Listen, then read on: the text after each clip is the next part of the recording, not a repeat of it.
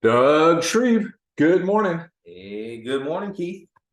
I Keith Tyner. I am living the large life right now, enjoying my week. Do you know how I know you're living the large life? Um, I read some. Yeah, I didn't give you a chance to answer. I was pondering that. I can't remember who it was, but I listened to a podcast a few years ago with a guy who's some successful financial advisor in Florida. And in the podcast, he said he wears a Hawaiian shirt every day to work. And so when I see, is that life is good? Is that what that is? Yeah. When I see you wearing that, that tells me you are a successful person.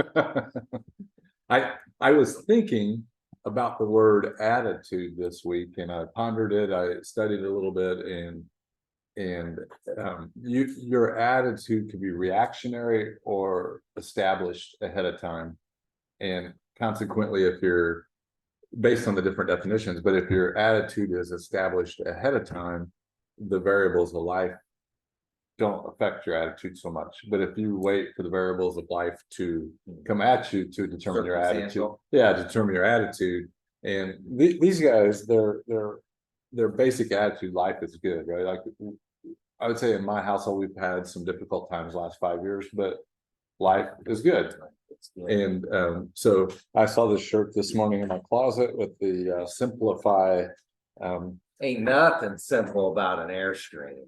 It's like they're not cheap, I'll tell you that. Well, have y'all had time to look over our disclaimer today? I just wanted to point out to you, it's officially reindeer season. So as you're walking home, be careful. How's that, Doug? It's good. Somehow I stopped the share. There it is.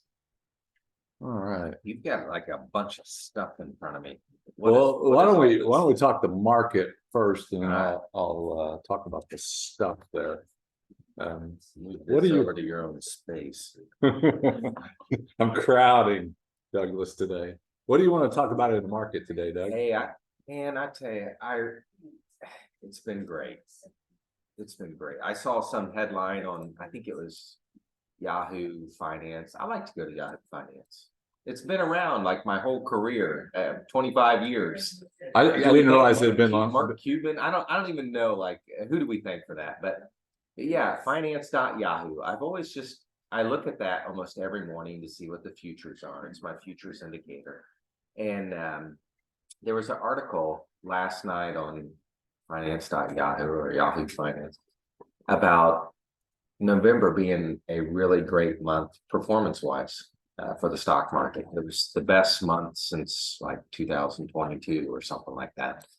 And so it's great. It was great. And as we look at the chart, I'm encouraged to see that it really has been a positive month. Oh, there we go. Well, I was going to share this with everybody to put the positive month in perspective. I saw this. Can you guys see this? I saw this last night as I was looking at research. Is the S&P closed on November 30th, 2021 at 4567. Gosh, that is amazing. And it closed yesterday at 4567.80. And that's the show, folks. Have a great week. 2 years, and we're at the exact same place. How's that, Doug? I don't want to take the thunder out here. Well, I mean, November. Let's go back to what was November was a great month. We needed it apparently to get back to where we were. Yeah, and so I'm really happy about that. And if you would hover over November 2nd for me. Let me make sure I'm sharing the right thing here. All right. This technology thing is, here we go. Yeah. All right. Hover over November 2nd. November 2nd was a pivotal day for us. That was what's called a follow-through day. We had bigger volume coming in. We had prices moving in the right direction off the low. And we needed that because we had October was just tough. And it was tough all the way through the end.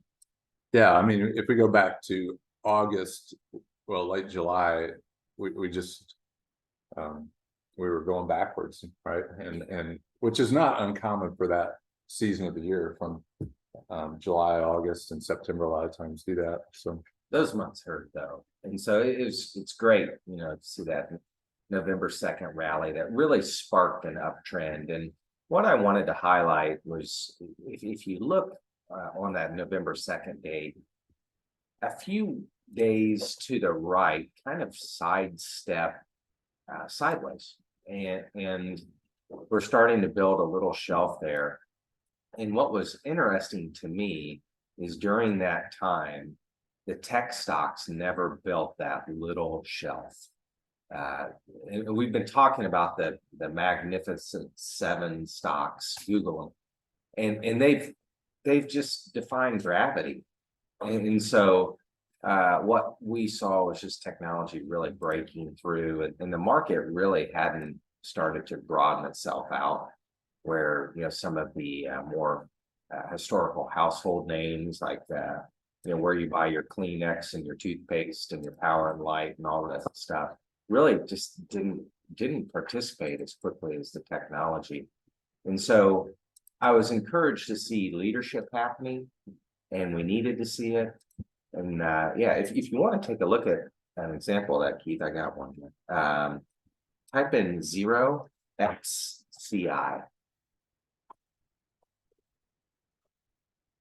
And if you hover over November 2nd, yeah, you see how it just didn't build a shelf. It just took off. Just kept going here. It took off like a SpaceX rocket. Yeah, it may be building it, don't you think, right across here that it might It's be starting to trading, now. trading sideways Yeah, now. it's starting to now, and so is the rest of the market. And that's good. We would love to see something like that, where we're starting to build a platform where prices are being argued between buyers and sellers. But I've been really encouraged by the technology market. December always tends to be a unusual market because there's what's the term they call it? Virtue I don't know, like virtue signaling. signaling. Virtue signaling is the new term I've heard last year. So, and what mutual funds do is they do that on December 31st. If they missed the right stocks going into the year end, they're going to start selling the stocks that underperform between now and the end of the year, and loading up on the ones that did the best throughout the year, so that it signals to their shareholders, what, we were in the right stock. So our friend Mike Kinghorn used to love to talk about that. Yeah, this time of year, he'd always bring that to my attention. Yeah, so what will happen, you'll see a lot of ups and downs in the end of the year, and those are possibilities and opportunities. And traditionally, December has been another good year, so we might see not only the indices go up, but you might see some particular stocks rattle around. Have a budget, and people maybe have some money left in the tank where they need to spend it real quick, and so December can be good. Can we take a look at interest rates? I know that's really exciting. But let's just move. If you're cool to move away from the market, I've got some PowerPoints on interest rates. Oh, do you have anything else on the market you want to say? Because I just want to show a picture of the rates. Well, I was going to show. Okay, yeah. What do you want? Which? I mean, if you got no, go ahead. I was going to talk about interest rates. So we'll just fly through these. Okay. 0IRX. All right. This is basically a 13-week treasury. Think of this kind of like your money market. But as you can see, it's still 5.2. So these numbers over here, Doug, I assume these represent roughly what the interest rate is. 50 would be 5%. 45 is 4.5%. So go to the high. See that high of 53.48? Right, that here would be like 5.3%. Yeah. And so we're still hovering near that. Now I want to paint a different picture. Go out 0FVX. This is going to be a 5-year. Check it out. And so it's coming off that near 5%. Yeah. If that were a stock, Keith, where would have we sold that? We would have probably sold right here, Doug. That's right. Yeah. It's coming through the 50-day. And so what that tells me and Keith is, hey, look, this is giving up a little bit of momentum. A momentum, maybe. Now, one more. Let's type in 0TNX. Okay. Okay, this is the 10-year. And again, 4.3% coming off that high of nearly 5. Yeah. And so this has been happening during the month of November. And what that what has happened is that the short-term rates are still higher. So if this is the first one that you mentioned, and then these are the ones I'm drawing, like, don't pay attention to the chart. I'm just using this as a drawing thing, but the interest rates on the longer term are coming down like this. And this shape is what the industry calls an inverted yield curve. So normally for the longer that you lock the money up, if this is 1 and this is 3 years here, and this is 5 here, you would get this kind of a shape over time. You'd want to be rewarded for holding it longer. Right. And so that idea leads into the PowerPoint, because I don't usually bring a PowerPoint. How cool is that? Well, it's pretty cool. And you know what? I don't think I shared this screen. I'm going to show you the screen I was just talking about. How's that? Here is everyone was closing their eyes, picturing. Yeah, that is an inverted. Yeah. Hey, so kids, close your eyes and picture your favorite inverted yield curve. Man, I'm going to have a good weekend thinking about lollipops and yield curves. So, here, this is what we showed you that you didn't see. These were over here is the 1 year, this is the 3 year, and then this would be like the 5 year. And this was what is actually going on right now. This is what, the longer you lock your money up right now, the lower interest rate you're getting. So it's psychologically saying, why would I lock it up for 3 to 5? Yeah. Normally, this is what interest rates look like. You get less money for locking it up for a year, more for 3 and more for 5. And we're not there. We're what is called an inverted yield curve. So sorry about that technical difficulty there. And we can act like that never happened, other than we recorded this, Doug. So well, the PowerPoint that you're going to tee up here, this is really cool, because I think it's time. I mean, it is a pivotal time to pay attention to interest rates. And we could see a shift. We could see a shift in attitude with bonds or stocks. And a lot of it is just going to depend on, where is your capital going to be treated the best? Right. So here is a squirrely picture for y'all. This is a picture of the M2 money supply measure that the Federal Reserve uses. And that may not mean anything to you, but the Federal Reserve basically has a big printing press, and they can make more or less money available. They don't do it with dollar bills. I was looking to see if I had a dollar bill in here. They don't do it with dollar bills so much anymore. They print some. It's an electronic print press. Numbers on your spreadsheet now. Yeah, and it shows up at these banks, right? And so this, I don't think this thing lets me, but this is COVID. This is the government's mismanagement of a so-called pandemic, in my opinion. And they printed all this money, and it created all that stimulus that people were buying stuff when they weren't working. They were getting new TVs and all that stuff. And then all of a sudden they realized that their grocery bills were going up after that. Why are my groceries so expensive? Because this kind of activity creates inflation. And then the Federal Reserve and the federal government was starting to get pressure that, hey, we're having to pay a lot more. And so they, to fend off inflation, they have to get rid of money. And so they've been pulling money out of the economy in this M2. There's an M1, M2, and M3 measure, and they've been pulling out of it. And it's gone in the last few months to negative money. They're pulling more money than was actually out there. And this, I think the last time that happened was in the 1930s. Okay. Yeah, so it's kind of a big deal. And then what this looks like, so if the government's not sending the average Joe a check, guess what happens in that response? If they're used to buying that TV, this is what's happened with their credit card balances. Isn't that phenomenal? So their credit card balances went down when they were getting the checks, right? They're paying off their credit cards and things like that. When those rates were increasing. Yeah, when those checks dried up and the money's coming out of the economy, we are at a slope with credit card balances right now over $1 trillion. And so why I'm tying the interest rates to this is these are the types of things that slow down the economy and create that R word people don't like, a recession. Here's another picture of it here. When the yield curve gets inverted, like that cute little picture I was drawing, when that has happened, these are just looking at different time horizons right here. This is the 2 and 10-year US yield curve inversion. This is a 3-month and 10-year, and just when they inverted in history, like 8/17/78, 12/15/78, and the recession then followed a year later from this one, or a year and a half, or a year and a month. So it was January of 1990. In 1980, it happened in July of 1981. In 1999 or 1989, it happened in 1990. In 2000, it happened in 2001.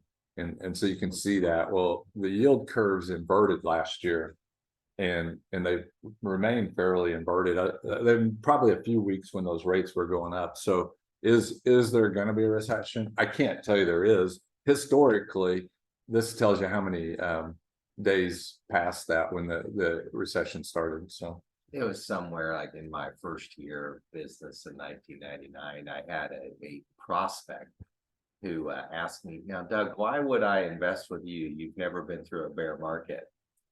And that was a very reasonable question. right. I didn't really have a response at that time, but looking at this at this table now encourages me that I have an answer. Now you do that. and the answer is sometimes a raising the white flag and retreating.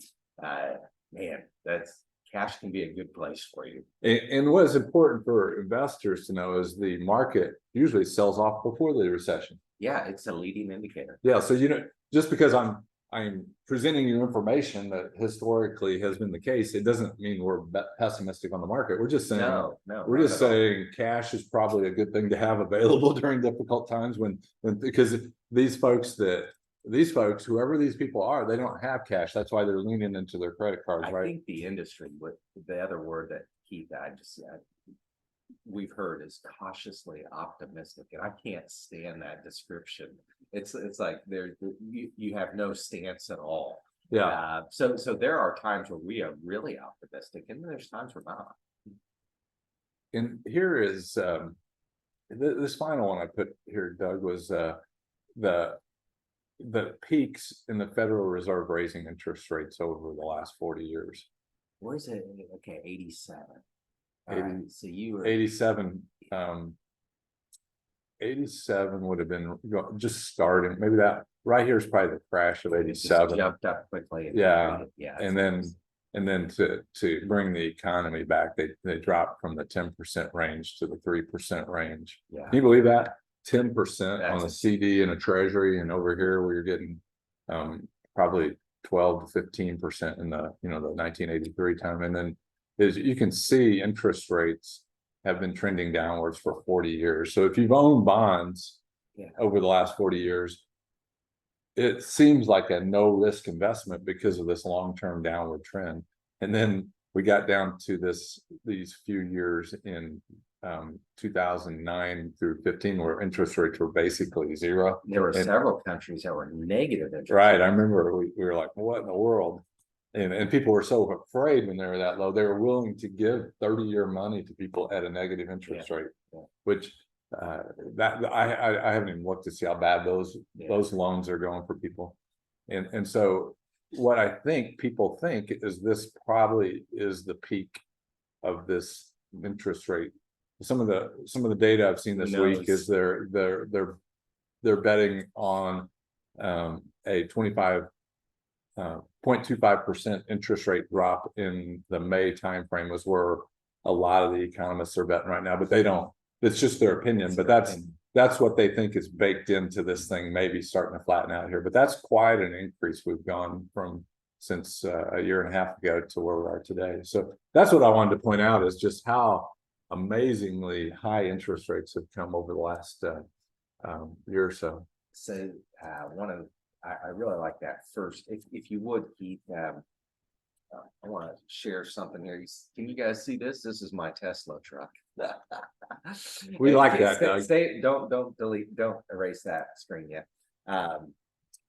So I got an email yesterday that the Tesla truck, the Cybertruck, it's arrived. Like it's on the market as of yesterday. And my family and I, we are counting the days to say, okay, how long will it take for us to see one on the streets of Carmel, Indiana? And so I don't know if it'll be a week. I don't know if it'll be a year, but I'm really looking forward to seeing it. And so I got an email in my inbox yesterday that said, congratulations, your wait list is this. And it didn't give me an expectation. I think I shared with you guys, I did an experiment. In 2019, I put $100 down on the Tesla Cybertruck. 2019, so 4 years out now. Yeah, 4 years out now. And here, it was just an interesting experiment. I think it's really a cool concept, but that's beside the point. So here you go. So this truck, when it was priced in 2019, the option that I selected was $49,000 for one of these. Okay. And when we got the pricing yesterday, for the option that I selected, it's $69,000 today. And what happened? Well, what happened, Keith? Would you go back to your first chart? Yeah. What happened was, do you see this chart? This is the money spot chart. It is all of a sudden there was this gigantic spike and your money just became worth less than it was. Yeah. Make a mental note of what Doug said there, because the cost of things did not go up for you. You're paying more for them, but your dollar bills were smaller, so you had to give more dollar bills to get the same thing. That's what inflation is. And what the governments try to do is push that on the providers of goods and services, saying they're the ones raising the price. And I saw something where one of the politicians told the companies, because this has happened, you need to lower your prices now. Right. Well, your cost of goods doesn't drop with the amount of money that's out there, and so the cost of doing things, oftentimes once it goes up, it doesn't go back. Yeah. And so that's what your dollars are just worth. There's just teeny weeny dollars compared to where they were, and that's why this is 40% or so more expensive than what it was priced at. I'm just fascinated with newness of change, and I think we can exit out of that, Keith. Thank you. But the Cybertruck, to me, it was a dream of somebody's. It's crazy. This thing's just nuts. Whether you're an Elon Musk fan, a Tesla fan, it doesn't matter. The deal is this is new. This is something that hadn't been out before, and that's the beauty of America. Yeah, I had in my notes that the newness of, well, the velocity of technology is unbelievable, and the newness of one of the latest technologies is Chat GPT, and it now has over 100 million active users per week.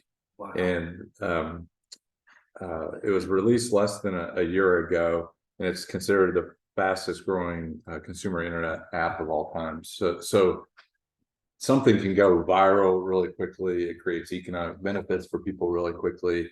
And the benefit of knowing that is a reason to stay away from our pessimism, because things can change quickly for people, and to remain pessimistic just because the news or whatever is giving you bad information might leave you in a worse place by being pessimistic. And it doesn't have to be on such a world level like this. One of the exciting things, I had coffee at the Indie Coffee Roasters new place down the road today. And just, it was inspiring. It made me remember what we did here at Gimbal when we created this new space. Just thinking differently, thinking new, thinking big.